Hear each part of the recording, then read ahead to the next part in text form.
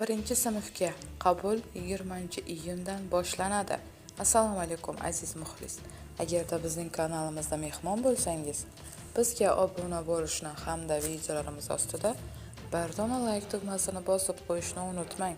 Maktabgacha va Maktab ta'limi vazirligi 2025-yil 2026-yil o'quv yili uchun birinchi sinfga qabul jarayoni va shartlari haqida ma'lumot berdi.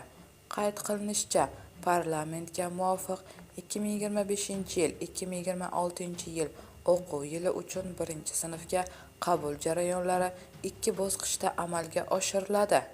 Birinchi bosqichda 20-iyundan 31-iyulga qadar mikrohudud doirasida, ikkinchi bosqich 1-avgustdan 15-avgustga mikrohududdan tashqari birinchi sinfga qabul jarayonlari ba'zi tuman va shaharlarda elektron shaklda davlat xizmatlari orqali amalga oshiriladi. Bunda ota-onalar 20-iyundan boshlab mymaktab.uz elektron platformasi orqali ro'yxatdan o'tib ariza topshirishi mumkin.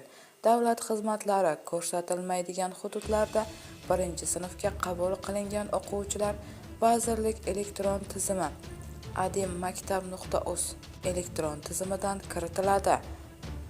Ta'kidlanishicha, ta'lim to'g'risidagi qonunga muvofiq bolalar 7 yoshga to'ladigan yilda maktabga qabul qilinadi.